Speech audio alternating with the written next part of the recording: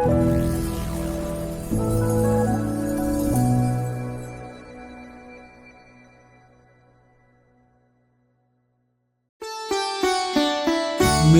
कहानी मेरी जुबानी, मेरी कहानी मेरी जुबानी, मेरी कहानी मेरी जुबानी, मेरी कहानी मेरी जुबानी। मेरी कहानी मेरी जुबानी, एक अनोखा रेडियो शो जहां दुनिया भर के प्रतिभाशाली भारतीय खुद सुनाते हैं अपने संघर्ष, अपनी सफलता और अपने सपनों की कहानियां उन्हीं की जुबानी। प्रेरणादायक, दिल को छू जाने वाली असली कहानियां। हर एपिसोड में एक नया हीरो, एक नई कहानी। तो जुड़िए, सुनिए और महसूस कीजिए मेरी कहानी मेरी जुबानी। નમસ્કાર મિત્રો, સ્વાગત છે આપ સૌનું મેરી કહાની મેરી જુબાનીના આ વિશેષ અંકમાં, જ્યાં જીવનના પડદા પર રચાયેલી કહાની આજે પોતાના જ અવાજમાં સાક્ષાત સ્વરૂપે આપણી સમક્ષ પ્રસ્તુત છે। આજે આપણી સાથે ઉપસ્થિત થવાનું છે એવું એક દમદાર વ્યક્તિત્વ, જેણે રંગમંચને શ્વાસ આપ્યો, કેમેરાને લાગણી આપી અને પાત્રોને આત્મા બક્ષ્યો। 50 વર્ષથી વધુ સમયથી ગુજરાતી થિયેટર, ટેલિવિઝન અને સિનેમાના વિશ્વમાં જેમનું નામ વિશ્વાસ અને ગુણવત્તાનો પર્યાય બન્યું છે। હા મિત્રો, આજના આપણા વિશિષ્ટ અતિથિ છે ગુજરાતી ફિલ્મ અને ટેલિવિઝનના જાણીતા અભિનેત્રી, રંગમંચના સમર્પિત સાધિકા સુશ્રી ભાવિની જાની। શ્રી ભાવિની જાનીનું જીવન માત્ર અભિનયની સફર નથી, એ તો સંઘર્ષ, શિસ્ત, સંવેદના અને સતત સર્જનાત્મકતાની કથા છે। બાળપણથી જ તેમના મનમાં વાર્તાઓ પ્રત્યે, પાત્રો પ્રત્યે અને માનવીય લાગણીઓ પ્રત્યે એક સહજ આકર્ષણ હતું। પરિવારના સંસ્કાર, શિક્ષણની સમજણ અને જીવન પ્રત્યેની નિષ્ઠાએ એમને હિંમત આપી કે તેઓ પોતાના સ્વપ્નોને મંચ અને પડદા સુધી લઈ જઈ શકે। થિયેટરના મંચ અને સિનેમાના પડદે તેમણે અનેક પાત્રો જીવ્યા। ક્યારેક મા બની, ક્યારેક સ્ત્રીની વેદના બની, તો ક્યારેક મૌનના શબ્દ બની। ટેલિવિઝન અને ફિલ્મોમાં પણ તેમની અભિવ્યક્તિ હંમેશા સહજ, સંયમિત અને હૃદયસ્પર્શી રહી છે।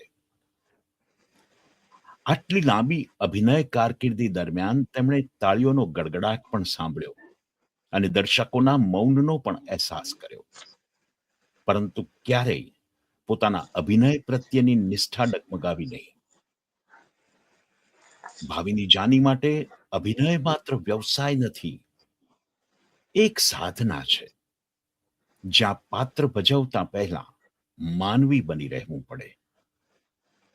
આજના મેરી કહાની મેરી જુબાનીના આ અંકમાં આપણે સાંભળવા જઈ રહ્યા છીએ એવી એક અભિનેત્રીની કહાની, જેમણે સમય સાથે નહીં પણ મૂલ્યો સાથે ચાલવાનું પસંદ કર્યું।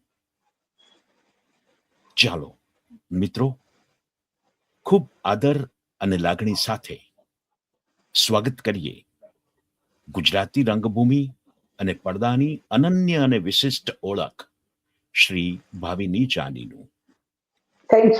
Thank you so very much. Yeah, કેમ છો? મજામાં છું। તો હવે આપણે શરૂ કરવા જઈ રહીએ છીએ આજની વાતચીત। અને તમને ખબર, તમે જાણો છો મારા શોનું ટાઇટલ બોલકું છે, મેરી જી જી કહાની જી मेरी कहानी मेरी जुबानी એટલે જી આપની જ કહાની આપના શબ્દોમાં અને આપના અવાજ મારા શ્રોતાઓ સુધી પહોંચશે. ઇટ્સ વન કાઇન્ડ ઓફ એક આત્મકથાનક સ્વરૂપનો આ શો છે. જી એટલે જી અ, તમારી વાત મારા શ્રોતાઓ સુધી તમારા દ્વારા જ પહોંચે એવો એક પ્રયત્ન કરી રહ્યા છે. સો મને ચોક્કસ આપણે આપના પ્રારંભિક જીવનથી વાતચીતનો દોર શરૂ કરીએ. આપનો જન્મ, આપનું બાળપણ, આપનું પરિવારનું પૃષ્ઠભૂમિ, આપનું એજ્યુકેશન, એ શરૂઆતમાં થોડી એના વિશે વાત કરો. જી હું બ્રાહ્મણ કુટુંબમાં જન્મી, જાની એટલે બ્રાહ્મણ, અને મારો જન્મ મોરબીમાં થયો. મોરબી મારું મોસાળ, રાઈટ. અને G2 એટલે ગેરીતા કોલવડા વિજાપુર તાલુકો, એ મારા પપ્પાનું ત્યાં અમારું પપ્પાનું ઘર ત્યાં. ઓકે. પણ પપ્પાના તરફથી કોઈ હતું નહીં, પપ્પા એક જ હતા, એટલે મોસાળનો મહાવરો વધારે રહ્યો. અને મોસાળનો મહાવરો વધારે રહ્યો એટલે મોરબી સાથેના કનેક્શન અને એ કાઠિયાવાડી બોલી, કેમ કે જન્મીને જ ગળથુથીમાં મચ્છુનું પાણી પીધું. રાઈટ. એટલે ઘણા બધા આપણે તો બાળપણની વાત કરવાની કીધી, પણ ઘણા પૂછે કે તમારા કોઈ ગ્રાન્ડ પેરેન્ટ્સ કે પેરેન્ટ્સ કે કોઈ આ લાઈનમાં હતા? હમ. તો મારી 7 પેઢી સુધી આ લાઈનમાં કોઈ જ નહોતું. બરાબર. પણ મોરબી જે મારી જન્મભૂમિ છે, જન્મભૂમિએ મને ગળથુથીમાં કળા પીવડાવી, ગળથુથી સ્વરૂપે. કેમ કે મોરબીનો ઇતિહાસ એવું કે છે કે આશારામ વાઘજી અને વાઘજી મૂળજી નામના ભવાઈ રમનારા બે મોટા સોનેરી અક્ષરે જેના ઇતિહાસમાં નામ લખાયા છે, એ મૂળ મોરબીના હતા. બરાબર. એટલે કદાચ કલા તે મોરબીની ધરતીમાં અંદર હશે, એ પાણીમાં હશે, એટલે હું કલાકાર બની. અને ભણવાની વાત કરું તો આ કહેતા મને જરાય સંકોચ એટલા માટે નહીં થાય કે સાચું બોલવું મને ગમે છે. ભણવામાં હું છેલ્લી બેન્ચનું બાળક, વાહ. છેલ્લી બેન્ચનું બાળક. પછી વિમાનો બનાવી બનાવી કાગળના ને ઉડાડવાનું ગમે, એટલે તોફાન માત્ર જેટલા હશે એ બધા જ મને એમ થાય કે મારા માટે જ બન્યા છે, એવું જીવનારી. વડ મળે તો વડ ખાઈ લઉં, પણ તોફાન કરવાનું ના ચૂકું. હમ. હવે એમાં અમારી સ્કૂલમાં when I was in 3rd standard, hmm. ત્રીજા ધોરણમાં હતી, મણિનગર જવાહર ચોક જય હિન્દ હાઈસ્કૂલ. Oh, હા, right. જય હિન્દ હાઈસ્કૂલમાં, હા, તેમાં ભણતી હું. અને ત્રીજા ધોરણમાંથી ત્યારે અમારી સ્કૂલમાં કૃષ્ણ ભગવાનની નૃત્ય નાટિકા રજૂ થવાની હતી. એટલે આ દરેક સ્કૂલમાં, એટલે દરેક ક્લાસમાં બધાને પૂછવા આવે કે કોને પાર્ટિસિપેટ થવું છે. એટલે આપણને ભણવા સિવાય બધું જ ગમે ને. એટલે મેં એકદમ હાથ ઊંચો કર્યો. ત્યારે અમારા એક ટીચર હતા રશ્મિબેન કરીને, ઉંમરવાળા હતા, અને એ ફૂટપટ્ટી નહોતા રાખતા, સોટી રાખતા હતા. એટલે એવું એક કડક વ્યક્તિત્વ. પણ હવે પૂછ્યું તું એટલે આપણને તો આવું બધું ગમે, એટલે હાથ ઊંચો કર્યો. એટલે એમને મને બોલાવી, તો મને એમ થયું કે કહે છે કે તને આપણે નાના રોલે નહીં ઈચ્છીએ, પછી આપણને એમ કે કાનુડાનો રોલ આપશે. એટલે પછી મને ત્યારે ગઈ એમની પાસે, એટલે મને એમ કીધું કે તારે કામ કરવું છે આ નાટકમાં? મેં કીધું હા. એટલે એમને સીધી મારા હાથ ઉપર સોટી મારી કે પેલા ભણવામાં ડોળો રાખો, પછી નાટક કરવાનું. એટલે હું છાની માની હાથ પંપાડતી છેલ્લી બેન્ચે પાછી જઈને બેસી ગઈ. પણ અહીંયા વાત પૂરી નથી થતી. કઈ નહીં, એમને મને ના પાડી, એમ મને બઢ્યા અને મને એમને પાછી મોકલી દીધી. પણ પછી ખબર પડી કે સ્કૂલ છૂટ્યા પછી આ બધા જે પણ રહ્યા હતા નૃત્ય નાટિક, એમાં બધા પ્રેક્ટિસ કરતા હતા પાછળ. એટલે હું રોજ સ્કૂલ છૂટે એટલે ત્યાં જાઉં. મારી માં બહુ સ્ટ્રિક્ટ હતા, લાગણી વાળા પણ એટલા, પણ થોડા સ્ટ્રિક્ટ પણ વધારે. એટલે મોડું થયું એટલે એમને મને પૂછ્યું કે શું છે, કેમ બેન મોડું આજે? એટલે મેં મારી માને એમ કીધું કે મને સ્કૂલની અંદર નૃત્ય નાટિકામાં રાખી છે. મારી માં કેમ, શું રોલ છે તારો? કાનુડાનો. એટલે કે અચ્છા, અમારી માને ખબર કે આવું કઈ જૂઠું બોલતી હોય છે, એટલે કે એમ તને કાનુડો બધા? મેં કીધું હા. એટલે એમને એમ કે નાનો રોલ કરતી હશે, પણ હવે રોજ જ પ્રેક્ટિસ જવું, રોજ જ પ્રેક્ટિસ જવું. જે દિવસે ફંક્શન હતું તે દિવસે હું કઈ બહુ ઉત્સાહી નહોતી, ને કઈ બહુ તૈયાર ના થઈને આમ જ પેલા સાદા કપડાં પહેરીને જવાનું હતું સ્કૂલમાં. તો મારી માં કે કેમ તું તો કાનુડો બની હતી ને, કેમ તારે જવાનું નથી? મેં કીધું મમ્મી એમાં એવું છે કે બહુ ભૂલો કરતી હતી ને તો મને એ લોકોએ કાઢી મૂકી. એટલે એને તો ખબર હતી પણ તો હસી પછી કે કઈ વાંધો નહીં.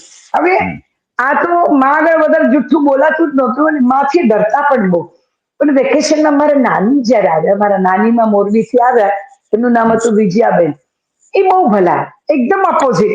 નાની એકદમ ભલા અને બહુ ઉદાર, ને મમ્મી બહુ સ્ટ્રિક્ટ અને માંગીએ તે ના મળે, જીદ કરે ત્યારે ના મળે એવી. તો નાની માં આવે ને મમ્મી કઈ શાક લેવા ગઈ, કીધું કે નાની મને છે ને, મને એમ કે ખુશ થઈ નાની પૈસા આપશે ને આપ્યા હતા કે નાની મને છે ને સ્કૂલની અંદર કાનુડો બનાવી હતી. મેં નાની કેમ? અચ્છા, પછી તે શું કર્યું? એટલે પછી મેં તો પેલું બધી રોજ પ્રેક્ટિસ જોતી હતી એટલે બધી એક્શનો કરીને બતાવીને આમ કર્યું ને આમ કર્યું ને પેલી મટકી ફોડીને બધું. મારી નાની કે અરે વાહ મારો કાનુડો કેવું સરસ કર્યું. ને મને જ્યારે આવડ મળી ગયો મેં કાનુડો ભજવી પણ લીધો. ને વાહ. પછી નાનીએ મને કીધું આજે આપણે બહાર જઈએ ને કાંકરિયા ત્યારે હું તને 2 આઈસ્ક્રીમ ખવડાવીશ. એટલે હમ, આપણે ખુશ. હવે અહીંયાથી વાતની શરૂઆત થઈ. પછી તો મધરને હાર્ટનો પ્રોબ્લેમ થયો એટલે મોરબી પાછા ગયા અને એની સારવાર કરાવી પણ unfortunately when I was 10 years I lost my mother. Mummy ભગવાનને ઘેર ગયા. પાછા અમે લોકો બહુ નાના હતા. મારો નાનો ભાઈ મારાથી નાનો એ 4 વર્ષનો હતો ને એનાથી નાનો 11-12 મહિનાનો હતો. હમ, હમ, એટલે બધા ચારે ભાઈ બેન, મોટી બેન ઈલા, એમ ચારેય અમે પાછા મોરબી ગયા. ને મોરબીમાં હું ત્યાં સ્કૂલમાં એડમિટ થઈ અને મમ્મી માંદી હતી ત્યારે 2 વર્ષ ભણ્યા, પછી પાછા આવ્યા, ફરી પાછા ગયા, એમ કરીને 2 વાર આવન જાવન થયું. તો સ્કૂલ એની અંદર ત્યાં ખબર પડી કે મોરબીમાં શૂટિંગ આવ્યું છે. શૂટિંગ આવ્યું છે? હા, કે મોરબીમાં શૂટિંગ આવ્યું છે ને એમાં એમ કે બધા આર્ટિસ્ટોને પેલા નાનો બાળ કલાકાર પણ છે એટલે એને બધા. એટલે મને થયું કે ચલો જવું. ઘરે કોઈને કીધા વગર દફતર લઈને સીધી રાજમહેલમાં દરબારગઢમાં પહોંચી ગઈ. નાનપણથી કદાચ આવડતું હશે જુગાડ કરવાનું. એટલે કોઈ મને રોકે તો એમને કહું કે મને ડાયરેક્ટર સાહેબે બોલાવી છે, પેલો સ્કૂલનો સીન છે ને એમાં. હમ, એટલે મને કે સ્કૂલનો સીન છે ને એટલે મને બોલાવી છે તો મારે જવાનું છે. બીજા લોકોએ કીધું કે નાનું જ બાળક છે, 11 વર્ષની છોકરી ખોટું જ ના બોલે. એટલે મને લઈ ગયા. ડાયરેક્ટર સાહેબ મનુકાંતભાઈ પટેલ. મનુકાંતભાઈ આરામમાંથી જસ્ટ ઉઠ્યા હતા, ચાની રાહ જોતા હતા. એમ કે ચા આવી? હા, આવી જાવ કર્યું તો પેલો માણસ મને લઈને ગયો હતો. એટલે એને કીધું કોણ છે આ? તો કે સાહેબ આ તમને મળવા આવ્યા છે. એમને કીધું તમે મને મળવા બોલાવ્યા છે? એટલે કે મેં કોઈ નથી બોલાવ્યા. હમ, મને કે શું? કે આ બાળ કલાકારની વાત કરે છે. તો કે તને એક્ટિંગ આવડે છે એવું મને પૂછ્યું. હમ, મેં કીધું ના. તો કે હમ, આને લઈ જા, પાછી બહાર મૂક્યા. આ કોણ છે? ગમે તેને કેમ અહીંયા આવવા દો છો? આવું હમ, કરીને ગુસ્સે થયા. જે ભાઈ લાવ્યા હતા ને સ્પોટ બોયને. પછી તો ડરતી ડરતી ગઈ પણ દરવાજા પાસે જઈને ઊભી રહી. પાછું હમ, વળીને બીતા બીતા એમની સામે જોઈને કીધું કે સાહેબ તમે ડાયરેક્ટર છો ને? તો કે આ કેમ? મેં કીધું હમ, તમે ના શીખવાડો? હમ, તમે શીખવાડશો ને એવું બધું કરીશ. હમ, મને કામ કરવું છે.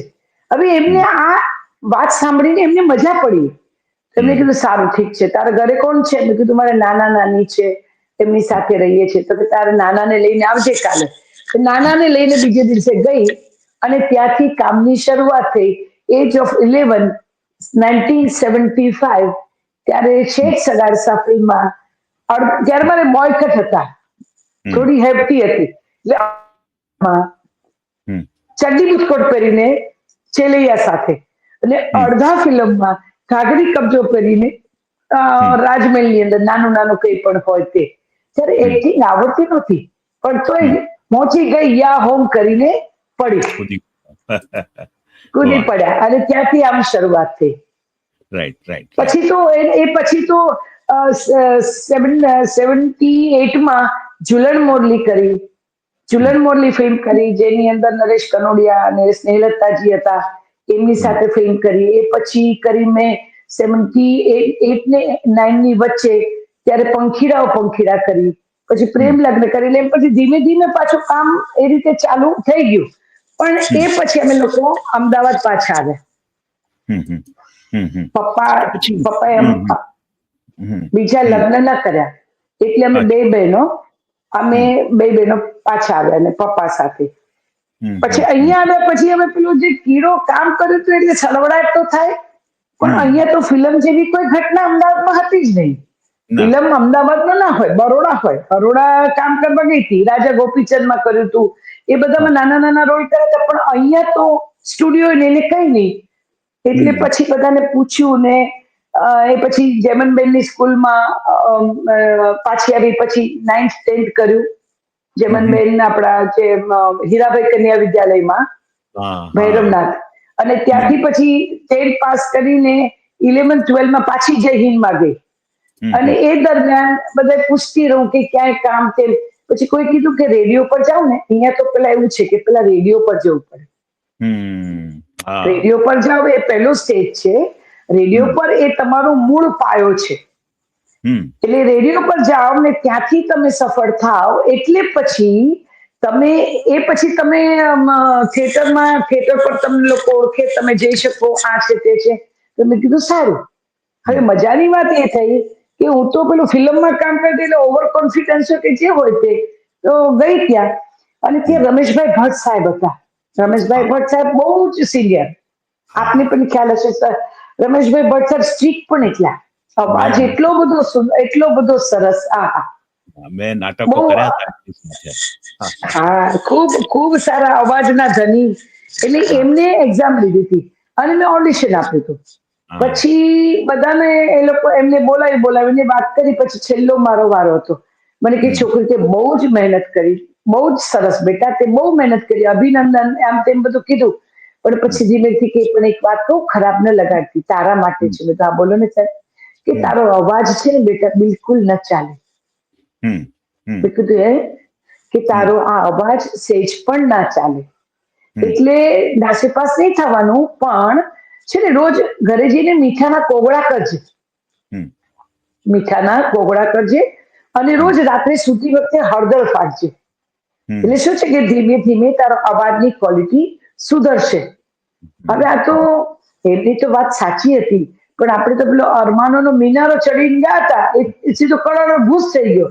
મેં કીધું હાય હાય, હવે તો આપણું કઈ કામ જ નહીં. રેડિયો પર પસંદ ન થાય તો હવે શું. હમ. પછી થોડો સમય જતો ગયો અને એમાં પછી પીજ હતું. પીજની અંદર ભરત દવે સાથે કામ કર્યું, બારાડી સાહેબ સાથે કામ કર્યું, પ્રફુલ્લ ભાવસાર સાથે કામ કર્યું, નીતિન ભાવસાર સાથે કામ કર્યું, અનિલ વ્યાસ સાથે.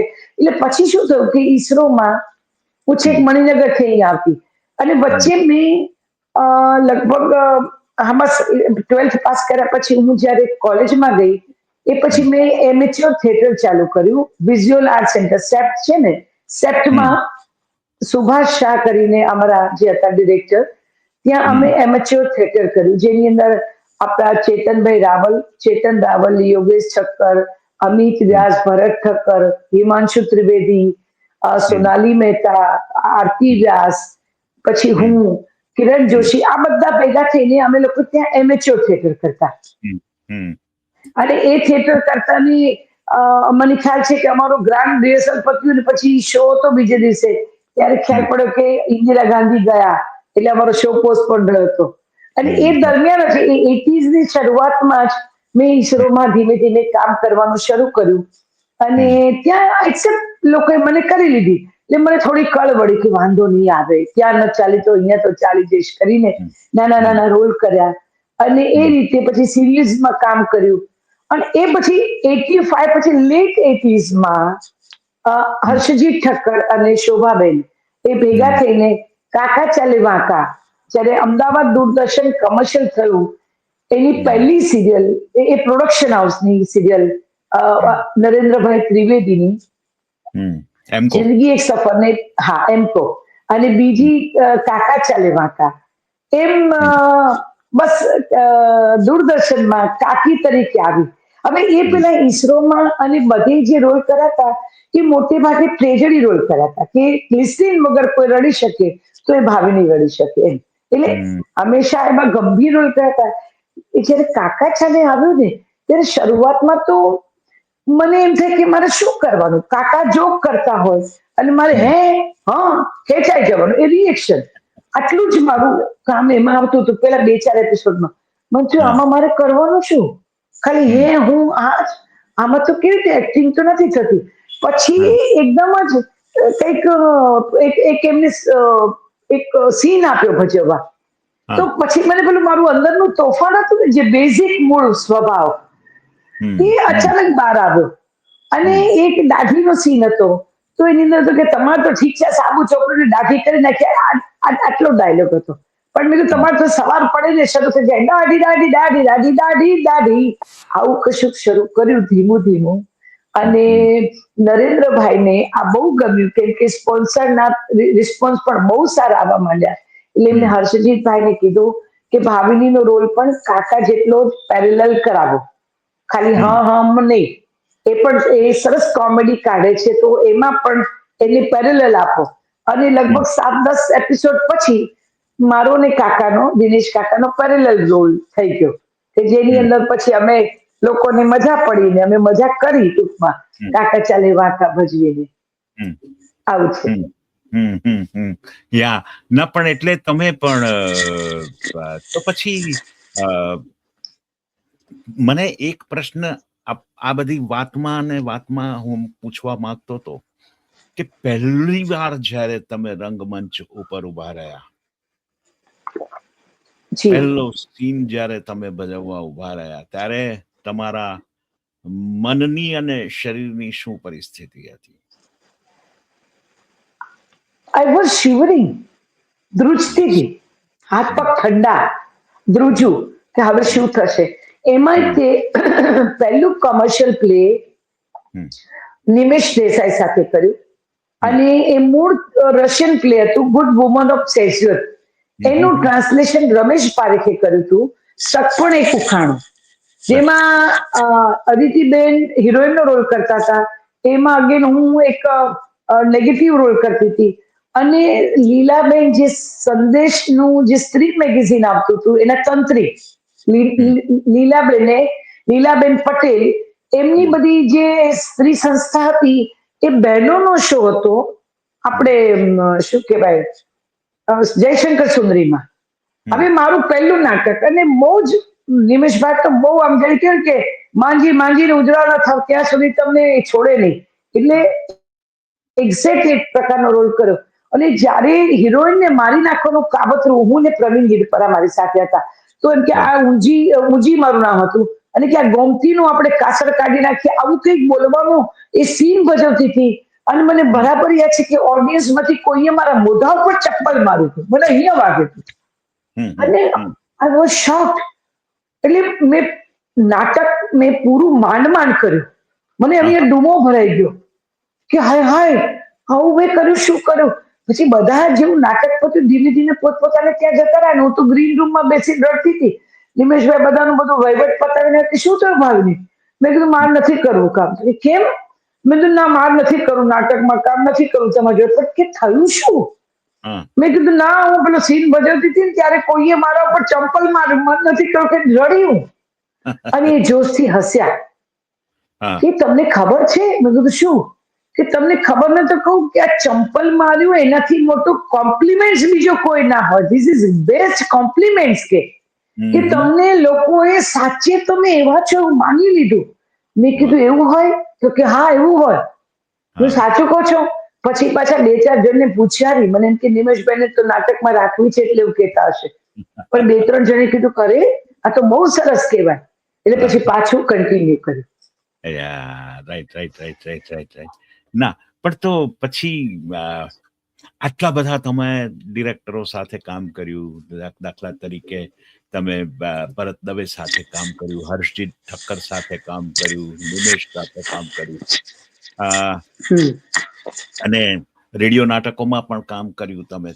એ દરમિયાનમાં તો જી. રેડિયો નાટક પણ શરૂ થઈ જ ગયા હતા હા, તમે.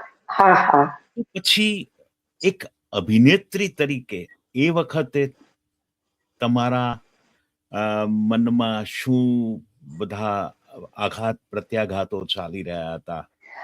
આઘાતની વાત કરો ને, તો જ્યારે હું ટેલિવિઝનમાં આવી ત્યારે તો હું આઘાત પ્રૂફ થઈ ગઈ હતી. હા, હા, હા, કેમ હા, કે જ્યારે એજ ઓફ 11 હમ, જ્યારે મેં કામ શરૂ કર્યું, હમ, હમ, ત્યારે તો નાની હતી.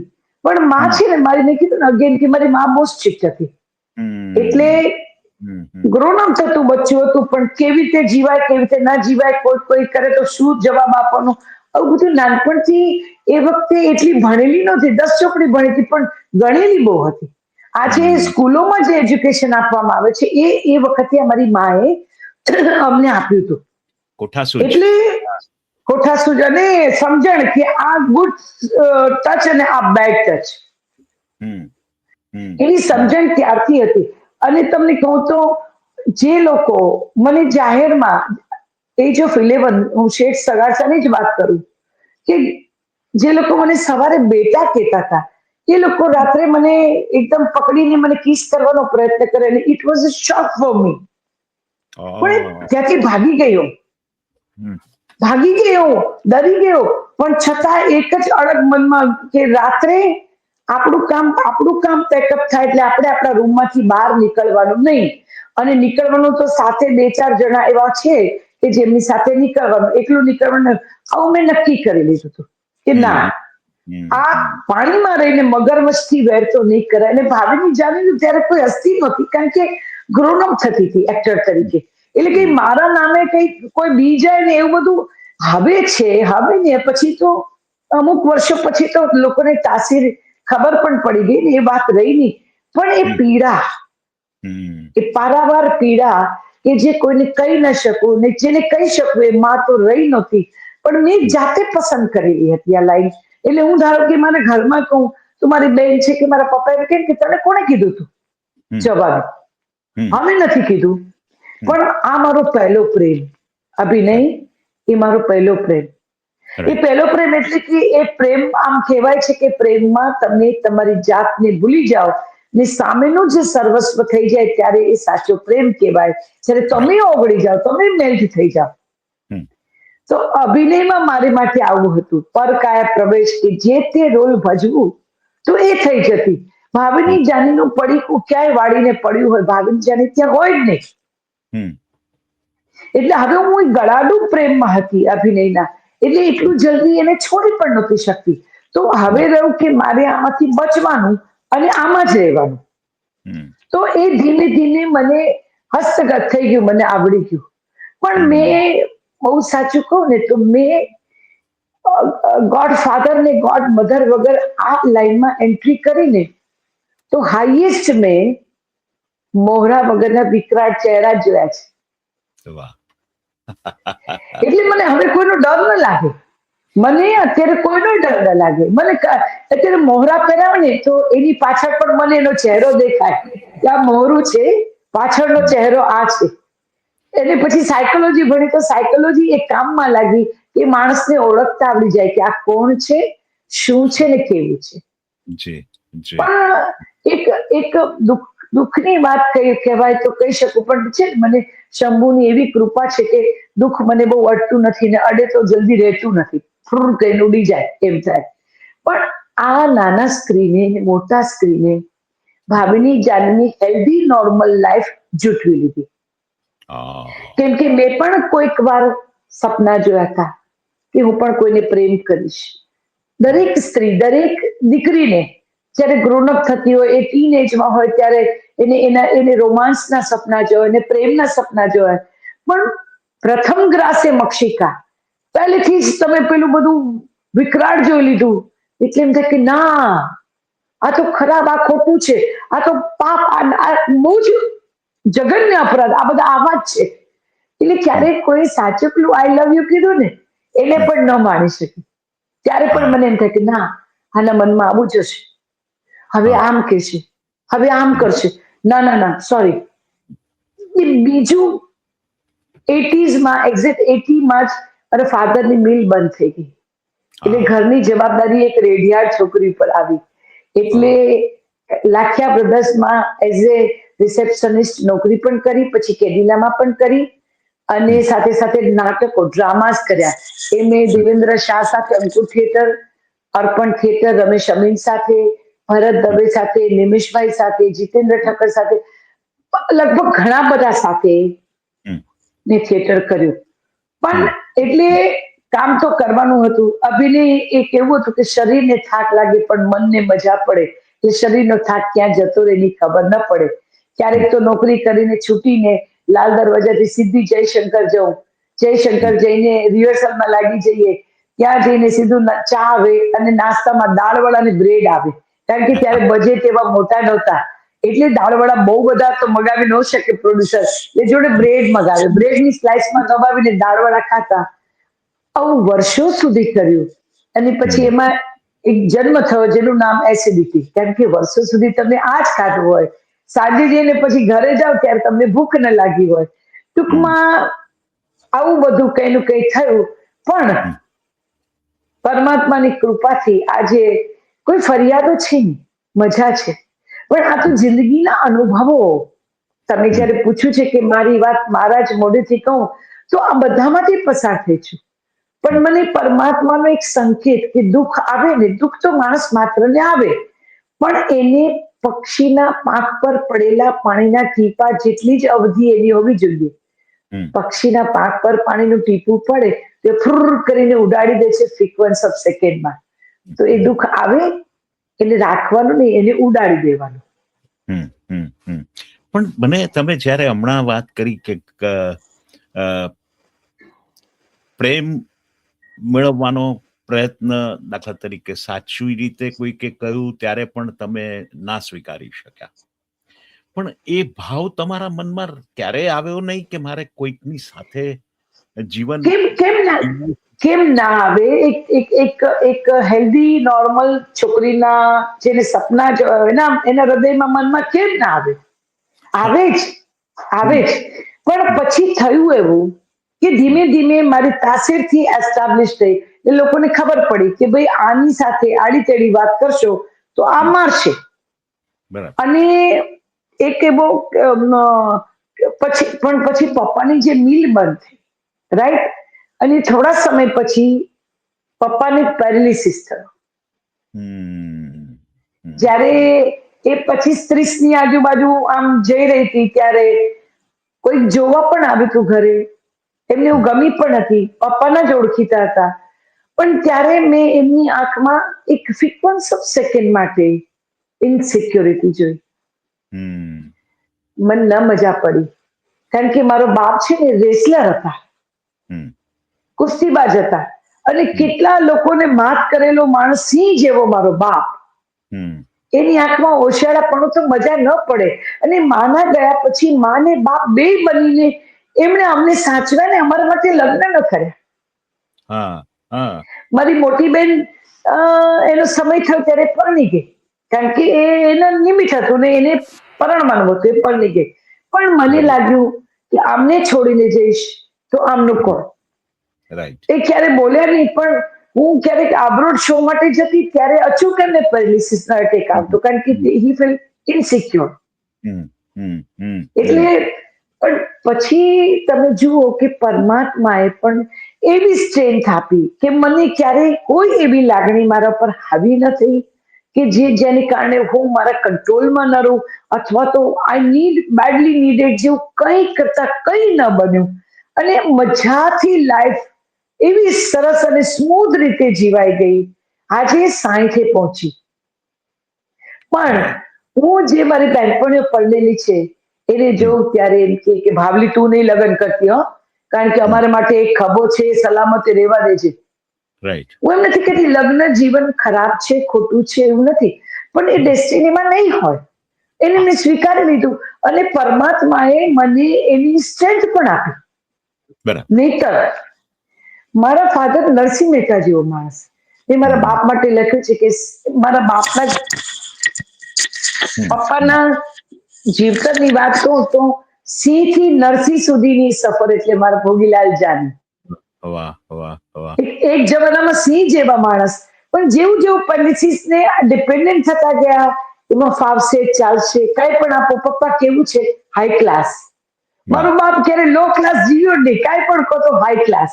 એટલે એ બાપને છોડીને જવાનું તો મજા ન પડે.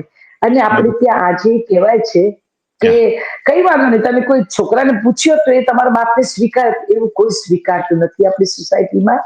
બધી વાતો છે, 4 દિવસ સ્વીકારે, પછી છોકરાની માં કે છોકરાના બાપ કે, અને પછી એ કજિયાના ઘર થાય. એના કરતા નક્કી પણ એ બધા એ તો એ જીવનની બધી વાસ્તવિકતાઓ છે જ, અને એ સ્વીકારવી જ રહી તમારે. પણ એક જ સીધા સાદા શબ્દમાં તમે જે કહ્યું કે ડેસ્ટિનીમાં નહીં હોય, અને નહીં હોય, એ જ વિધાનને આપણે વળગીને આપણે તમે તમારી આઈ એમ વેરી હેપી. હું તમને આગળ એક વાત કહું, કારણ કે આમાં હિપોક્રેસી જેવું કઈ નહીં આવે, કેમ કે આઈ લોસ્ટ માય ફાધર 2008 પપ્પા ગયા. હવે મારી ઘણી બધી એક બે ફ્રેન્ડ જે છે અહીંયા છે, અબ્રોડ છે, એ લોકોને એમ થયું કે પપ્પા માટે તે લગ્ન ન કર્યા, હવે તને એકલું લાગશે, તું હવે તને નહીં મજા પડે. અને ધેટ ઇઝ ટ્રુ.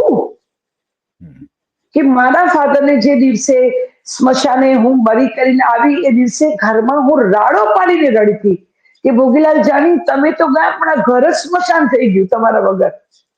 આ ઘર સ્મશાન થઈ ગયું, કોઈ નહોતું ઘરે, બધા પોતપોતાના ત્યાં જતા રહ્યા. એ એકલતા મને બહુ તકલીફ આપી ગઈ, કેમ કે જે પણ હતા ઘરમાં હતા. પપ્પા છે, પપ્પા સાથે શૂટિંગમાં જવું, ત્યારે સળંગ શૂટિંગ ચાલતા.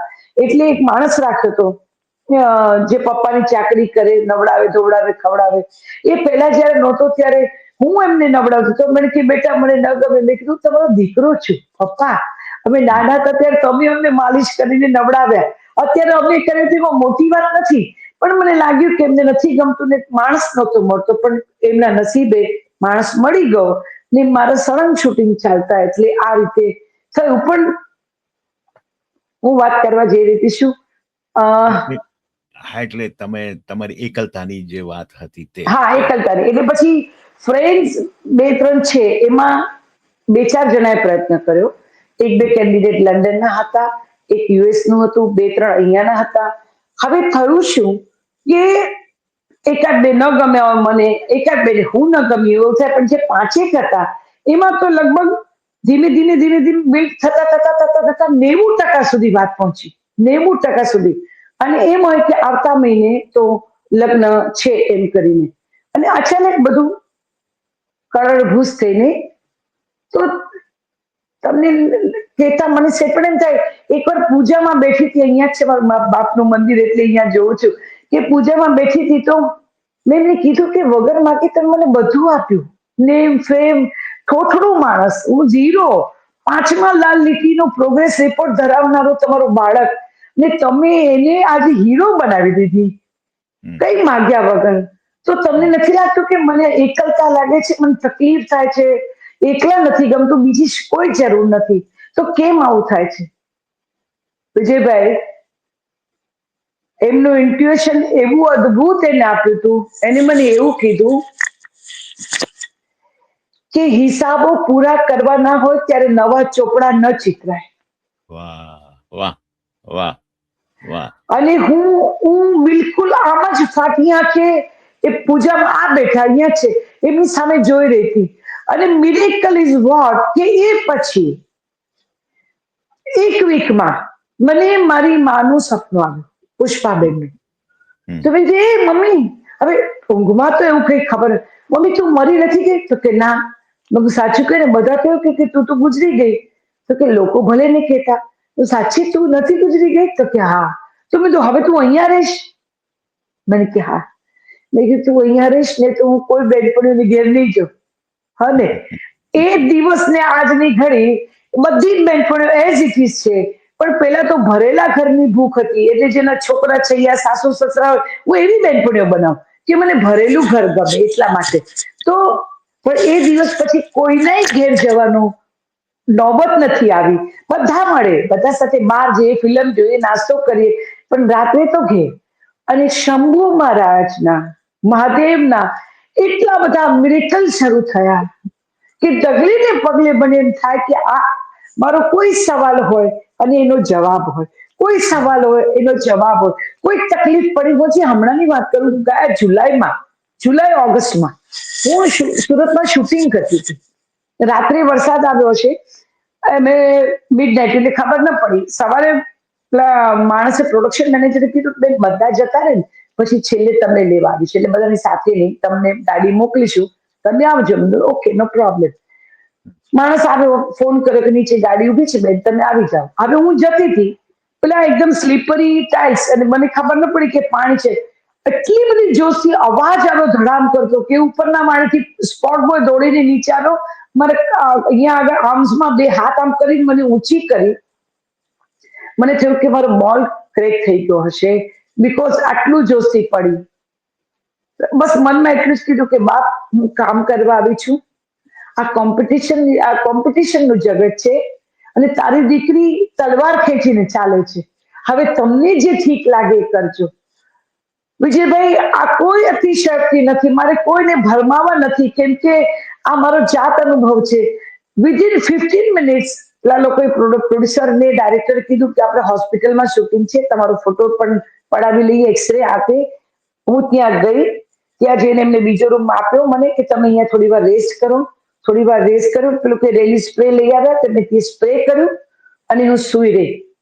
જ્યારે મને પૂછવા આવ્યા કે ડોક્ટર આવ્યા છે, ફોટો પડાવજો, તો હું ઊભી થઈ જોયું, દુખાવો ગાયબ.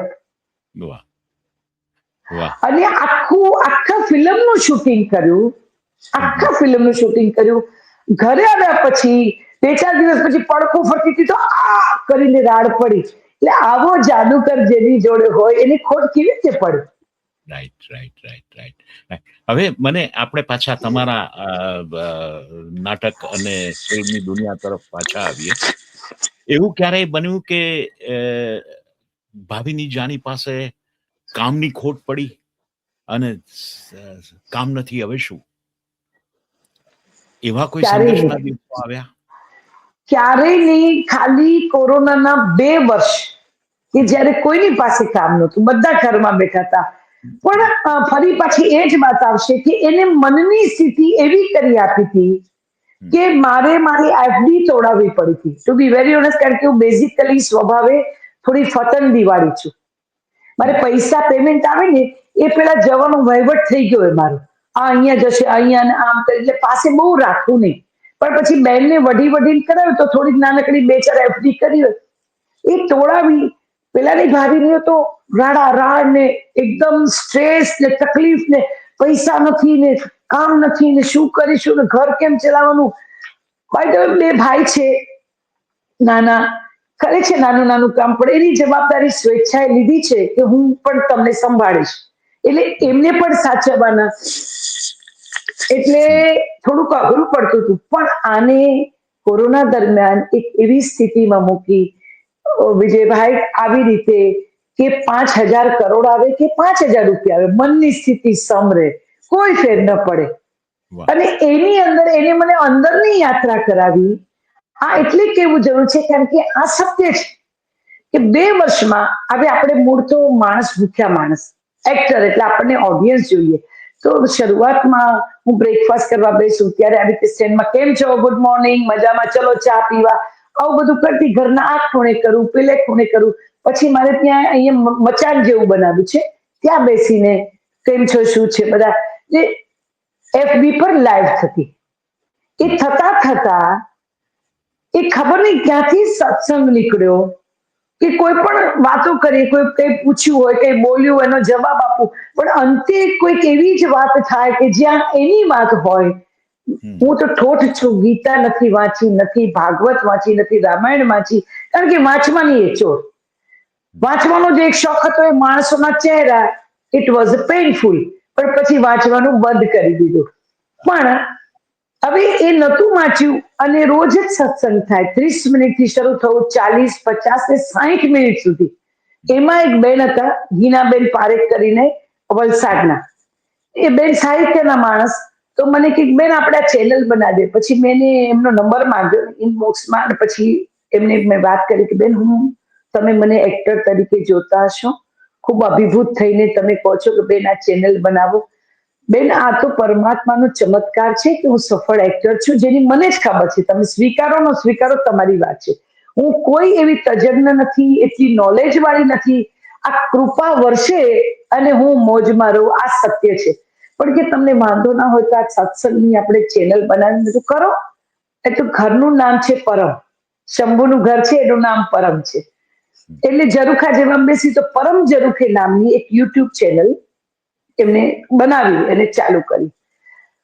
તમે નહીં માનો, જયારે પૂરી થઈ ત્યારે બેન કે બેન તમને ખબર પડી કેટલા એપિસોડ કર્યા? એટલે એ બધું એ જ જોતા હતા. બધું બેન મને નથી ખબર, હું ન ગણું. તો કે 300 એપિસોડ થયા. વાહ વાહ. અને મજાની વાત કે હવે હું પહેલા એપિસોડની વાત કરું, આખી વાત તમને સમજાશે કે પહેલે દિવસે જયારે આ સત્સંગ શરૂ થયો ત્યારે લોકોએ પોતાની કોમેન્ટ્સ એટલી સરસ બધી આપતા ગયા, તો મારી માટે તો નવો અનુભવ હતો. મેં કીધું અરે, લોકો આટલું બધું એપ્રિશિએટ કરે છે, લાવ મેં સાંભળું. અંદરથી ઇન્ટ્યુએશન આવ્યું, અમને આપ્યું કે નથી સાંભળવાનું. કેમ નથી સાંભળવાનું?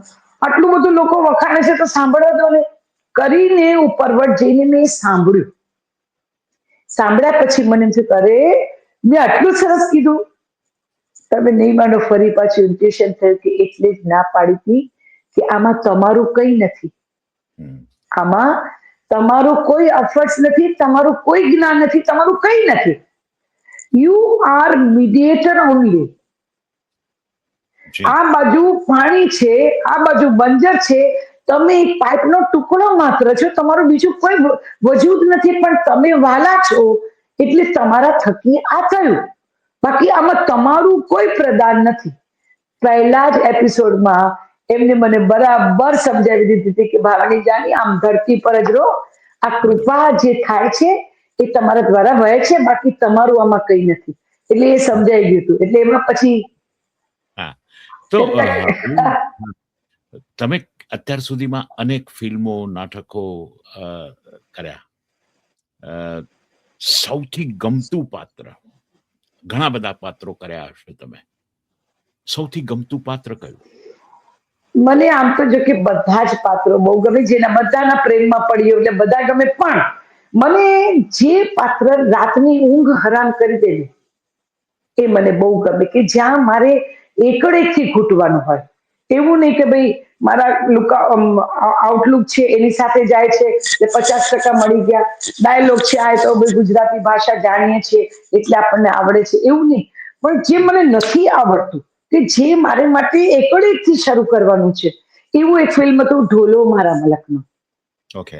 મણિરાજ બારોટ નામ સાંભળ્યું છે, જે આપણા ફોક સિંગર હતા. પણ એટલે એમને હીરો બનાવ્યા એ જે કંપની એમની ઓડિયો હતી એ રામભાઈ ભીમાણીએ.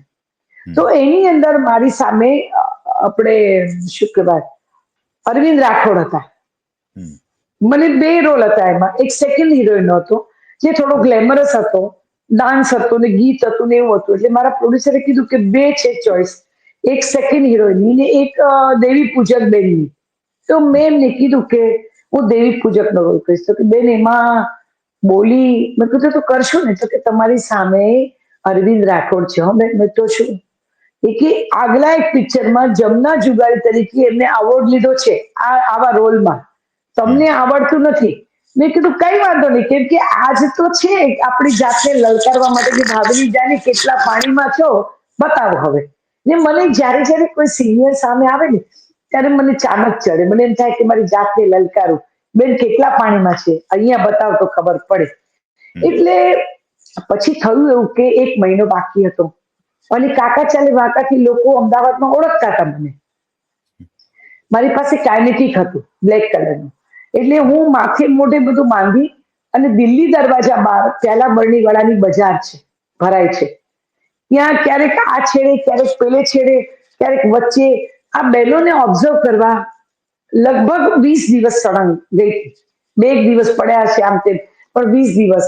એ કેવી રીતે બેસે, કેવી રીતે ઉઠે, કેવી રીતે બીડી પીવે, કેવી રીતે ગુસ્સે થઈને બીડી ફેંકીને ઉભી થાય, આ બધું જ. અને આ લોકો જે અને આ લોકો જે બોલે ને એ જ લખાવે. એક બેને અહીંયા લખાવ્યું હતું, મેં મારા હાથમાં લખ્યું હતું, માં કારી પરસન, પ્રસન્ન નહીં, માં કારી પરસન. એટલે એ પણ એવું ને આટલું. અને પછી એ રોલ કર્યો ને એમાં એવોર્ડે મળ્યો. પણ એમાં જે રાતની હું આરામ થઈ હતી, જે મજા પડી હતી, એ એમ થાય ક્યાં વાત. એવું જ મેં એક ટ્રાઇબલ નો રોલ કર્યો હતો, ધુડકી તારી માયા લાગી. એમાં ધુડકીની માં બની હતી. તેમાં આદિવાસી લેંગ્વેજ આખી બોલી બોલવાની હતી. ત્યારે પણ મને મજા પડી હતી. ને હમણાં નવા ફિલ્મોમાં ઘણા બધા જોયું છે, થઈ જશે નામની ફિલ્મ, થઈ જશે નામની ફિલ્મમાં મલ્હારની સામે એની લેન્ડલોર્ડ છે, મકાન માલિક, અને એ ભાડવાત. એમાં ઉત્તર ગુજરાતની ભાષા. હવે હું કાઠિયાવાડી એટલે મને કાઠિયાવાડી હસ્તગત ઉત્તર ગુજરાતમાં થોડું અઘરું પડે. એટલે મેં પેલાને કીધું ડાયરેક્ટરને કે બીજા કોઈ લઈ લે ને યાર, કારણ કે ત્યારે હું બિઝી હતી સતત. મેં તો આની પ્રેક્ટિસ કરી આપે. પણ મલ્હાર પોતે સિદ્ધપુરનો એટલે અમુક અમુક શબ્દો પણ એને ઉત્તર ગુજરાતના આપ્યા, કેવી રીતે બોલાય એ પણ બતાવ્યું. પછી ઘરે એક અઢી પાનાનો સીન હતો આખા ફિલ્મમાં, અઢી પાના એટલે અઢી સીન મારા. તો પણ એક પાનું ફૂલ સ્કેપમાં મને એવું છે કે યાદ રાખવા માટે હું લખી જાઉં. હું લખી જાઉં ને એટલે મને યાદ રહી જાય. આ યાદ રાખવાની મારી રીત. એટલે એક ફૂલ સ્કેપ મેં બેડરૂમમાં રાખ્યો, એક બાથરૂમમાં અને એક ડ્રોઈંગ રૂમમાં. એટલે જ્યાં પણ જાઉં ત્યારે પહેલા લઈને વાંચી જાઉં કે આમાં શું છે, કેવી રીતે બોલવાનું, એ રીતે બોલ કરું. એમ કરીને શાંતિ આંટી કરીને એક કેરેક્ટર ભજવ્યું, જે આજે લોકો કોઈ પણ લગ્ન સમારંભમાં ક્યાંય મળે છે કે શાંતિ આંટી ચમ છો લ્યા, મજામાં છો કે ઓવો દિયો, મજામાં છીએ. એટલે એ લોકોને ઇવન હું 23 માં અમેરિકા શો કરવા આવી હતી, મુંબઈના એક નાટક લઈને એની સાથે. તો મને એટલા બધા લોકો મહેસાણા વાળા મળ્યા અને એટલો બધો પ્રેમ આપ્યો કે મારા પેલા ડાયરેક્ટરને એને એમ છે કે તમને આટલા બધા ઓળખે.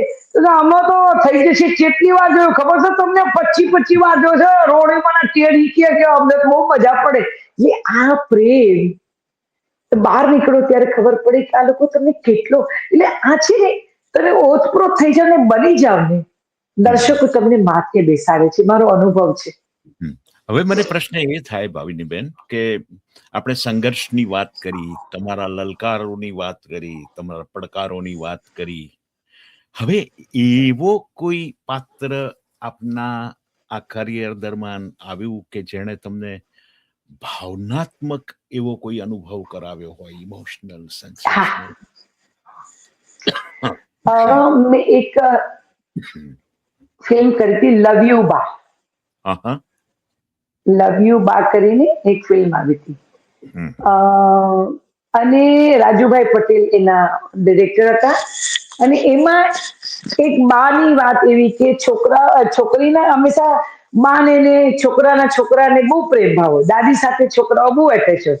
તો દીકરી ફોરેન ભણવા જાય છે ને પછી આ ઘરના લોકો બાને વૃદ્ધાશ્રમમાં મૂકી આવે છે. વાત આમ તો એટલી જ છે, પણ દીકરી જયારે પાછી આવે છે બધાને પૂછે બા ક્યાં છે, બા ક્યાં છે? તો કે અહીંયા છે, ક્યાં છે. છેલ્લે ને ખબર પડે છે કે વૃદ્ધાશ્રમમાં છે. ત્યારે પેલી એકદમ ડિસ્ટર્બ થઈને દોડે છે. મને યાદ છે કે એ વૃદ્ધાશ્રમમાં, કલોલમાં અમે વૃદ્ધાશ્રમમાં શૂટિંગ કર્યું હતું. અને એ છોકરી આવે છે ને રાઉન્ડ ફ્લોરની હતી, ત્યારે પહેલી વાર મને એવું થયું કે એ રોલ ભાવિની જાની નહીં પણ મારી નાનીને મેં ઘણી પીડાઓમાંથી પસાર થતા જોઈ છે. ઘણી બધી વાર એને ચોધાર આંસુએ રડતા જોઈ છે. જ્યારે એની લાગણીને કોઈ સમજે નહીં ત્યારે બહુ દુઃખી થતી. તો એટલે મને એમ લાગ્યું કે હું સામે ઊભી છું અને આ કેરેક્ટર મારી નાની ભજવી રહી છે.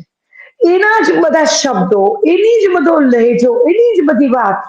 મને એમ થાય કે અરે આ શું, હું ત્યાં ઊભી છું, આ ભજવે છે, મારી નાની છે. એટલે આવી બધી અનુભૂતિઓ ત્યારે ખબર જ ન પડે કે કોણ ક્યાં શું કરે છે. પણ એ એક અદ્ભુત અનુભવ હતો, ભૂલાય નહીં એવો. તમે 80ના દાયકાથી શરૂઆત કરી તમારી કરિયરની, એક્ટિંગની કરિયરની. 75 થી આમ તો ઓલમોસ્ટ, એટલે એ બાળ કલાકાર તરીકે શરૂ થયેલી તમારી કારકિર્દી ને પછીથી તમે ફૂલ ફ્લેજ જ્યારે શરૂઆત કરી ત્યારે 80sમાં અને આજની તમે જૂની ગુજરાતી ફિલ્મો પણ કરી અને અત્યારે અર્બન ગુજરાતી ફિલ્મો પણ કરી રહ્યા છો. શું લાગે છે, કેવો ચેન્જ લાગે છે બંને ફિલ્મમાં? અને વાત કરીએ, નાટકો પણ બદલાયા, નાટકોની સ્ક્રિપ્ટો બદલાઈ, એ બંને વચ્ચે શું ભેદ લાગે છે તમને? ફેરમાં જો તમને કહું તો પહેલા છે ને જે આમ આંગળીના વેઢે આવે એટલા જ એક્ટરો હતા. જેમ કે ઉપેન્દ્રભાઈ, અરવિંદભાઈ, અરવિંદ પંડ્યા, અરવિંદ કિરાડ, અરવિંદ રાઠોડ, અરવિંદ જોશી, મતલબ અમુક જે મંચમાં આવી જાય. સ્નેહલતાજી છે, અનુપમાજી છે, બીજા 2 4 5 જે પણ છે તે. તો એ સિવાય બીજા બધા અમુક આવતા ને, એ કોઈની ઓળખાણથી આવતા, કોઈ આમ આવતા, કોઈ તેમ આવતા, એમને એક્ટિંગ નહોતી આવડતી. મેં ઘણા બધા ફિલ્મો એવા કર્યા હશે કે જેમાં ડાયરેક્ટર એમ કે બેન સાચવી લેજો, અમારી બેનપણી છે, પણ એને જરા તમે શીખવાડજો. ત્યારે એમ થાય કે ભાઈ મારે એક્ટિંગ કરવાની કે માસ્તર બનવાનું. પણ આવું ત્યાં થતું. પણ એ આખી વાર્તા, એ સિનારીઓ, એ આખી જેને કહેવાય ને કે આખી રીત અલગ હતી. એની અંદર કેમેરામેન એટલે સિનેમેટોગ્રાફર એ અને ડાયરેક્ટર એ બાપ, કેમ કે ત્યારે આવા બધા સ્ક્રીન નહોતા. હજી આજની તારીખમાં લોકો અમારે ત્યાં બધા શૂટિંગ કરે, એક એક સીન આપીને સીધા જોવા જાય કે હા મોનિટર પર કેવું લાગ્યું. હવે હું ક્યારેય ન જોઉં તો પેલા મને કે તમને મન નથી થતું, પણ મેં હું તો 80 થી 90 ફિલ્મો તો મેં જૂની જ કરી છે, જેની અંદર મેં ક્યારેય આ જોયું જ નથી. એટલે મને ટેવ નથી. મને એમ થાય કે સિનેમેટોગ્રાફરે કર્યું એ બરાબર જ હોય, એમાં મારે શું જોવાનું, જેનું કામ એ કરે. પણ ત્યારે થોડું આવું હતું, પણ ત્યારે ભાઈચારો, લાગણી, કેમ કે ત્યારે સ્ટુડિયોમાં શૂટિંગો થતા હતા. એટલે આખા સ્ટુડિયોમાં નાનાથી મોટા ઓલમોસ્ટ બધા કલાકારો સ્ટુડિયોમાં જ રહે. સાંજ પડે બધા ચાલવા નીકળે, એકબીજાને મળે, હળે, વાતો કરે. એ છે તે છે, મજાક મસ્તી ને ફેમિલી જેવું માહોલ આખું સરસ હતું ને મજા પડતી હતી, જે અત્યારે નથી. અત્યારે એની સામે બીજો એક ફાયદાકારક વાત એ છે કે આધુનિક ટેકનોલોજીને કારણે નવા નવા ઇક્વિપમેન્ટ્સ આવ્યા, નવી નવી ટેકનોલોજીને કારણે નવા નવા આઈડિયાઝ.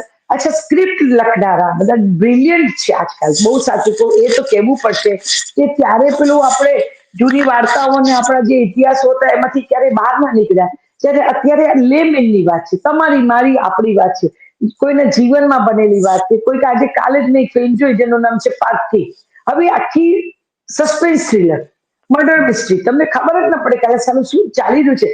ઇન્ટરવલ સુધી એક્ટરો પણ ગાફેલ હતા કે આમાં કોણ નીકળશે, આ નીકળશે, પેલું નીકળશે, નીકળે કઈ ત્રીજું. એટલે સ્ક્રિપ્ટ બધી સરસ આવવા માંડી છે. ડિરેક્ટરો જે છોકરાઓ છે, યુથ છે, એ નવા ભણીને આવે છે, એટલે એમની પાસે વિઝન બહુ બધું છે. અને બીજું કે ધારો કે એક્ટરો આવે છે, તો એક્ટિંગ નું ભણ્યા ના હોય, તો ક્યાંક વર્કશોપ કરીને આવ્યા હોય, ક્યાંક ડ્રામા કર્યું હોય, પણ એક્ટિંગ થી વાકેફ થઈને આવે છે. સાવ કોરી સ્લેટ લઈને નથી આવતા, કેમ કે અત્યારે કોઈને શીખવાડવાનો ટાઈમ નથી. ના. કોઈની પાસે શીખવાડવાનો ટાઈમ નથી ને કોમ્પિટિશન છે. એટલે તમારે તમારી જાતને માંજીને જ આવવું પડે. તમે તમારી જાતને પરફેક્ટ કરીને જ તમારે આવવું પડે. કોઈ તમારી પાછળ મજૂરી કરવાનું નથી. એ ધ્યાન રાખીને કામ કરવાનું. એ ટેકનોલોજી, ક્વોલિટી એન્ડ સ્ટોરીઝ ની રીતે આ બહુ જ સારું છે. અત્યારનો સમય અદ્ભુત છે અને સરસ સરસ ફિલ્મો આવે છે. પણ પેલું જળમાંથી આંગળી કાઢો ને જગ્યા મુરાઈ જાય, એવી જ એવી ઘટના કે કોઈ કોઈને ઘેર ગયું ના હોય, કોઈ કોઈને ઓળખે નહીં, ત્યાં બધા વાતો ચીતો કરે, મળે તો મળે, નહીં તો પછી રામ રામ. પછી ઠીક છે, કોઈ બીજા પિક્ચરમાં મળે ત્યારે. પેલું કુટુંબ જેવી લાગણી હતી, એ કુટુંબ જેવી લાગણી હવે એ ભાવનાઓ ક્યાંય છે નહીં. એટલે ત્યાં એવું લાગતું કે પહેલા એક્ટર જ્યારે કામ કરતો હોય ત્યારે તમને લાગે કે આ એક્ટિંગ કરે છે. અત્યારે એકદમ રિયાલિસ્ટિક તમે નેચરલ. હા હા, એ છે. કેમ કે કેમ કે આમાં તમને કહું કે પહેલા છે ને તે બધા માત્ર મને યાદ છે, કાઠિયાવાડમાં હું બહુ અમે લોકો વેકેશનમાં જતા, એટલે મને બરાબર યાદ છે કે લોકો સાતમ આઠમમાં, દિવાળીમાં, ત્યાં બધા તહેવારોમાં નવા ગુજરાતી ફિલ્મો ચડે. હવે એ બધા જ ત્યાં રહેનારા રૂરલ માણસો, એટલે એને તેની માં સવાસર સૂટ ખાધી છે એ એમને બહુ ગમે, એમાં તાળીઓ પડે. હવે અત્યારે કેની માં સવાસર સૂટ ખાધી કહો એટલે ભાગી જાય કે ભાઈ જવા દે, ભાઈ સૂટ ખાઈ લીધી, જવા દે. એટલે ત્યારે એ જોવા વાળો વર્ગ મર્યાદિત હતો. હવે વર્લ્ડ વાઇડ આખું ગુજરાતી સિનેમા પહોંચી ગયું છે. એટલે એ પ્રમાણે એની વાર્તા, એની ક્વોલિટી અને એ પ્રમાણે એની સિનેમેટોગ્રાફી ને એક્ટરો, આ બધું જ જોઈએ. બધા અને તૈયાર એટલે થઈને હું આવે છે ટૂંકમાં. તમારે એક્ઝેક્ટલી અમારા એક સિનિયર એક્ટરે હમણાં વચ્ચે કમેન્ટ કરી હતી, યાર આ છોકરાઓ આપણી પાસે એમ કે તમે ઓડિશન આપો, આટલા વર્ષ પછી ઓડિશન આપવાની. મેં કીધું તમને તકલીફ પડે, હું તો ઓડિશન માંગુ છું. કેમ કે ખરી છે તું, કેમ એવું કરવાનું? મેં કીધું તમે ને હું જ્યારે જે કામ કર્યું તે કર્યું, પણ એ છોકરો, એ ડાયરેક્ટર, એને તમારા જૂના ફિલ્મો જોયા નથી. ધારો કે જોયા છે તો જવા દો, એની જે મગજમાં તમારો રોલ કન્સીવ કર્યો છે, તમને જે રીતે એને બનાવ્યા છે એ ફ્રેમમાં તમે ફિટ થાવ છો કે નહીં, એને જોવાની એની એની એ જોઈ જ શકે અને એ માગી જ શકે તમને કે તમારું ઓડિશન તમે મોકલો. એનો હક છે અને આપણી ફરજ છે હમ, કે હું તોપ છું તો પછી મારા ઘેર બેસીને મારે ફૂટવાનું. હમ, હમ, ઇફ આઈ એમ ટોપ તો ઘરે બેઠી બેઠી ફૂટું, કોઈ નહીં જુએ. પણ યુથ સાથે જ્યારે તમારે કદમથી કદમ મિલાવવા છે તો કોઈ એક્સક્યુઝિસ ચાલતા નથી. એ કે એટલી વાર ઓડિશન આપવું પડે, એ કે એટલી વાર કોસ્ટ્યુમ ચેક કરવા પડે, કરવું પડે, કામ કરવું છે ને તો કરવાનું. પણ એમાંથી તમારે તમારી જગ્યા કે તમારી એક્ટિંગ દેખાડવાની હોય તો ત્યાં તમને કોઈ નડતું નથી હોતું, કામ ક્યારેય રોકાતું નથી. હમ, હમ, હમ, હમ, હમ. જગ્યા તો પૂરી જ એ જાય છે અત્યારે તમારી. હા હમ, હા એ તો આ લાઈનમાં તો વચ્ચે હું વખત તો પેલા 2010 પછી વાત કરું છું. હા, મારા ફાધર ગયા પછી હું લંડન ગઈ હતી તો ત્યાં પેલા ડિસ્ટર્બ હતી એટલે મેં ગઈ હતી મહિના માટે પણ હું 2 મહિના રોકાઈ ગઈ. તો અહીંયાના એક એક્ટર છે બહુ જાણીતા, એમને જ એમના મોઢે મને કીધું જયારે કાસ્ટિંગ ચાલતું હતું ને મારા કાસ્ટિંગ ની માંથી તે બેન એમ કીધું ભાવિની તો પરણી લંડન સેટ થઈ ગઈ. ઓહ. હું જયારે પાછી આવી ત્યારે મારા એ જે ડાયરેક્ટર છે બાપુ એમને કીધું કે લે તું પરણીને જ ગઈ. મેં કીધું કેમ, શું થયું? કે મને તો જયારે મેં પૂછ્યું કે ભાવિની બેન ક્યાં છે તો કે તો પરણી લંડન ગયા. સારું. પછી અમેરિકાની ટૂરમાં જતી તો મેં એમને ફોન કર્યો કે બાપુ હું 1.5 મહિનાની ટૂરમાં જઉં છું, કોઈ મને ડિલિવરી માટે ન મોકલે, જોજો. એટલે આ જગ્યા એવી છે. અને આ છે ને બધા ફોટા પડાવવા જેવા, આજે આખી જમાત છે એ ફોટામાં રૂપાળી લાગે, બાકી તો દેડકા તોડવા જેવી વાત છે. તમે બધા આર્ટિસ્ટોને ભેગા કરવા હોય ને તો દેડકા તોડવા જેટલું અઘરું છે. એક દેડકું મૂકો ને બીજું નીકળી જાય, બીજું મૂકો ને ત્રીજું નીકળી જાય. પણ મજા છે. જે છે એમાંથી મજા આપણે આપણી લઈ લેવાની અને મજાથી કામ કરવાનું, એટલે એનો આનંદ છે. આપણે હવે અંત તરફ છે આપણા વાર્તાલાપના. 1 કલાક પૂરો થવા આવ્યો છે અને ઓકે. તો હું તમને છેલ્લા 2-3 પ્રશ્નો મારે પૂછવા છે તમને, નાના નાના. તમને ઘણા બધા જી. સન્માન મળ્યા, અનેક સન્માનો, એવોર્ડ્સ મળ્યા અને તો એ એવોર્ડ્સ મળ્યા પછી એ એટલે હું બીજી રીતે પૂછું કે તમને એવોર્ડ કે સન્માન મળે તો એનો તમારા જીવનમાં શું મહત્વ છે? ધારો કે ના ટુ મળે. બી વેરી ઓનેસ્ટ, ના ના, ટુ બી વેરી ઓનેસ્ટ, મને ટ્રાન્સમીડિયા જે મુંબઈનો વર્ષોથી કરે છે, મુંબઈમાં અવોર્ડ ફંક્શન શરૂ જ એમને કર્યા, જસ્મીન શાહે, બરાબર. એના લગભગ ટ્રાન્સમીડિયાના મને અત્યાર સુધીમાં 10 એવોર્ડ મળ્યા છે. એમાં ડ્રામાના પણ છે, સિરિયલના પણ છે અને ફિલ્મોના પણ છે. પણ બહુ સાચું કહું ને તો એ વખતે જયારે એ જે એક સમય હતો, હું આજે 20 વર્ષ પહેલાની વાત કરું છું, એટલે એ ઓક્સિજન જેવું. અને આજે આવડ કોને ન ગમે? એ આવડ જે છે એ તમને બુસ્ટર ડોઝ જેવો લાગે છે, વધુ માઇલેજ કાપવા માટે. એ ઓક્સિજન જેવો છે. એટલે એ તમને મજા જ આપે અને આનંદ આપે. વચ્ચે હું આડ વાત છે પણ કહી દઉં, પણ જે રીતે તાસીર જે બની કે આ બધાને જોતા જોતા નાનપણથી પછી હું છે ને પેલી ફાયર બ્રાન્ડ થઈ ગઈ, તલવાર ખેંચીને ચાલવા માંડી. અને બીજી પણ છોકરીઓને ફિલ્મમાં કોઈ હેરાન કરતું તો એમને પણ બરાબર પાઠ ભણાવ્યો હશે, મેથી પાક આપીને. ગુજરાત સરકારે મને 1997માં બ્રેવરી એવોર્ડ આપેલો છે, ઓકે. હમ. બહાદુરીનો એવોર્ડ. કે ત્યારે બીજું કઈ નતું, પણ બેન દીકરીઓને કોઈ હેરાન કરે કે પોતાની જાગીર માને તો એને બક્ષાય નહીં, એને સીધો ના જવા દેવાય. એવી એક તાસીર હતી. બાકી તો 10 ટ્રાન્સમીડિયાના, પછી જીફાના, પછી લગભગ મારે ત્યાં 25 એવોર્ડ પડ્યા છે. ને મારી બેન મને એમ કે તારી પાસે પૈસા ના હોય તો હું એક શોકેસ બનાવી આપું, તું બધા એમાં મૂક. પણ ટુ બી વેરી ઓનેસ્ટ, નથી થતું મન મૂકવાનું. જે તે સમયે એક કાંટો ચડ્યો તેની મજા 2 દિવસ પહેલા જ એને કરેલી વાત છે. બેન છે ને એટલે એને એવું થાય કે તું હા. આટલા વર્ષોથી કામ કરે છે, 50 વર્ષ તને થયા, હજી તને ગૌરવ પુરસ્કાર નથી મળ્યો. મેં તું મારું ગૌરવ છે ને, હું જયારે બહાર નીકળું ને ત્યારે જે મારી તરફ દોડતા આવે છે ને અને આવીને સેલ્ફી લઈને પ્રેમથી બોલે છે, એ મારો ગૌરવ પુરસ્કાર. કે તને એટલે કંઈક સંસ્કૃતિનો કંઈક છે એ લોકોનો, ભારતીય કંઈક છે એ કે એનો એવોર્ડ મળે તો એ સારો કહેવાય. પદ્મશ્રી. મેં કીધું ઈલા, મને એક જ એવોર્ડ આપ્યો અને શંભુએ, to be very honest Vijaybhai, એમાં કોઈ એક્ઝાજરેશન નથી, કોઈ કરતા કોઈ ખેવના નથી આવડની. બાપને એટલું જ કહું કે પગમાં તાકાત આપજે, હૈયામાં હામ આપજે ને બહુ બધું કામ આપજે. વાહ. છેલ્લો શ્વાસ કામ કરતા કરતા જાય ને આવું કરી આપજે, બસ બીજું કઈ નહીં. કારણ કે આજે પણ બહાર નીકળીએ, તમે ફરી આવશો તો હું તમને લઈ જઈશ, જ્યાં પણ જઈએ ત્યાં લોકોના પ્રેમ એટલા બધા છે કે દોડીને, હવે તો પેલું ફક્ત મહિલાઓ માટે છેલ્લું એક ફિલ્મ વચ્ચે કરી જેમાં અમિતાભ બચ્ચનની પણ માં બની હતી. તો હવે એમાં 13 વર્ષના બાળકો પણ જેને કોન્વેન્ટમાં ભણે છે પણ એ આવીને રાઈટ. કે બા એક સેલ્ફી પ્લીઝ. તો હવે યુથ આખું પ્રેમ કરે, આનાથી વધારે કયા આવડ જોઈએ? બધું પર બહુ સરસ, બહુ સરસ. બીજો એક પ્રશ્ન પૂછું કે જીવન અને કલા એ અંગેની આપની શું ફિલસૂફી, વ્યક્તિગત ફિલસૂફી શું? કલા કલા પરમાત્માની કૃપા વગર આવે નહીં, કારણ કે creativity, great creator is Shambhu. હવે એના બ્લેસિંગ્સ કે એના આશીર્વાદ ના હોય, ચિત્રકાર છે, સંગીતકાર છે, ઉદ્ઘોષક છે, કે ડ્રામા આર્ટિસ્ટ છે, કે ફિલ્મ આર્ટિસ્ટ છે, કે વોટ એવર જે પણ છે, those are doing creative work, એ પરમાત્માના આશીર્વાદ વગર થતું નથી. અને જીવન નાટક ભજવવાથી તમને, હું એક વાત છેલ્લે કહી દઉં, તમે જે પૂછ્યું છે એના કરતા, કે આર્ટિસ્ટ ક્યારે અવગતિ જતો નથી. તમને થશે પૂછો કેમ? કેમ કે એક ભાવમાં એટલા બધા કિરદાર ભજવવા મળે છે કે પછી જીજી વિષા જ નથી રહેતી, અરે આ રહી ગયું, પેલું રહી ગયું, અરે આ મારે બાકી છે.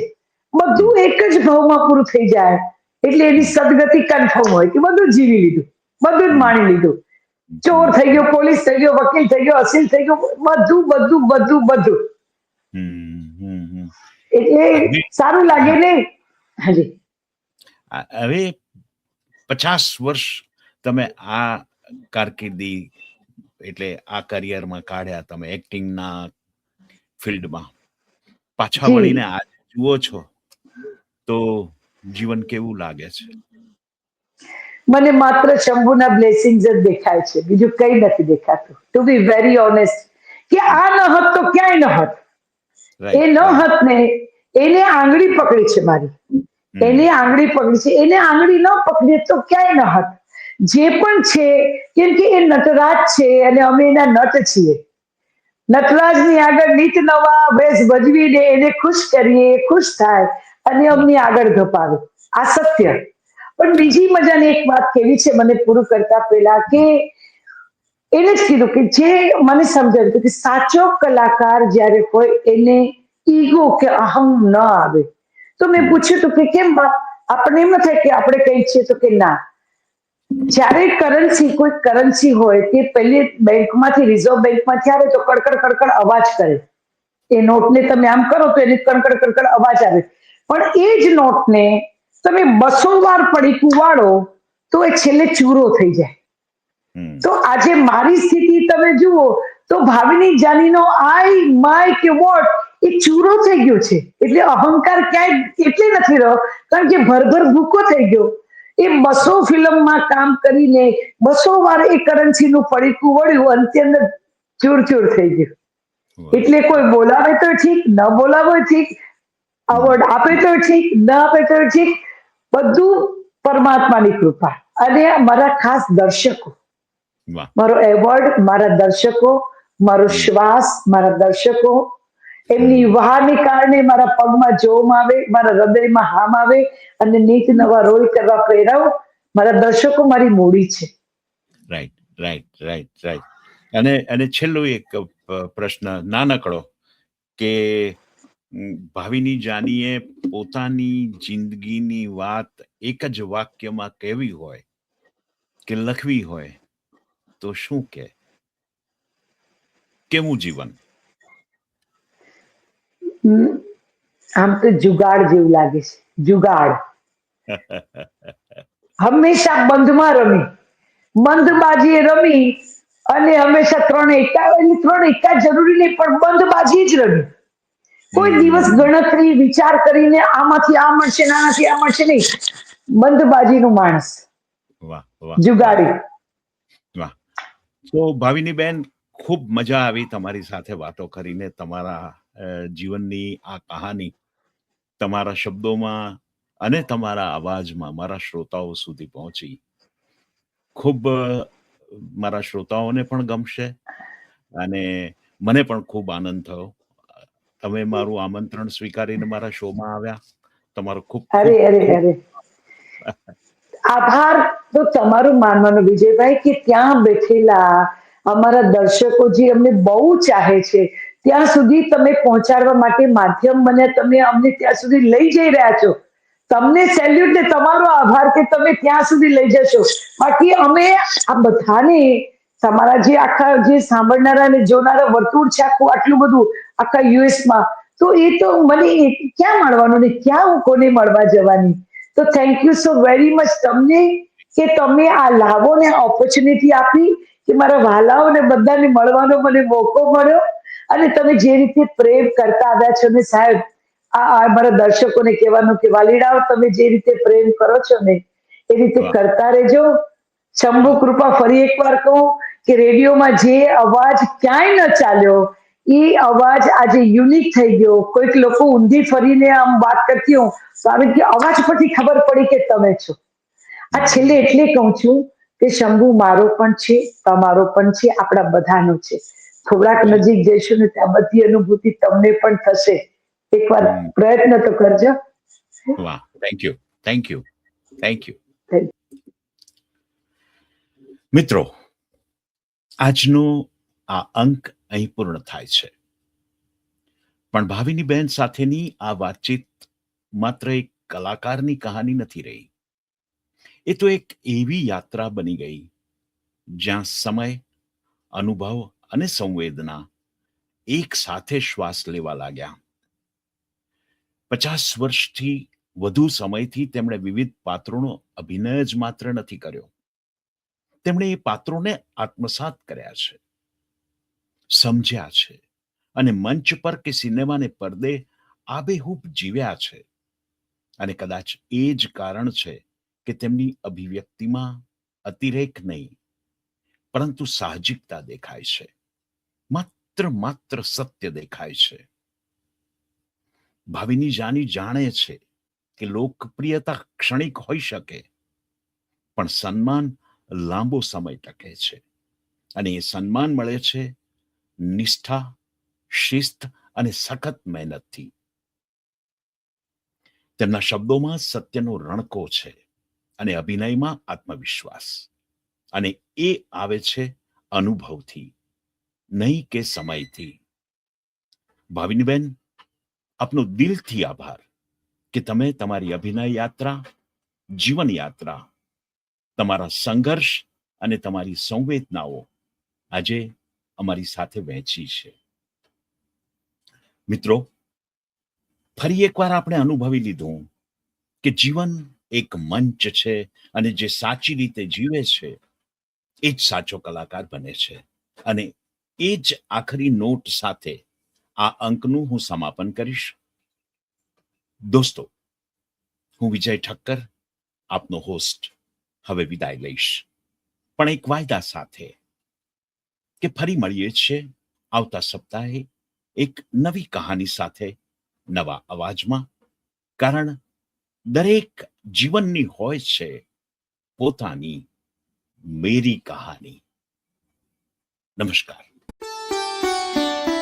मेरी कहानी मेरी जुबानी, मेरी कहानी मेरी जुबानी, मेरी कहानी मेरी जुबानी, मेरी कहानी मेरी जुबानी.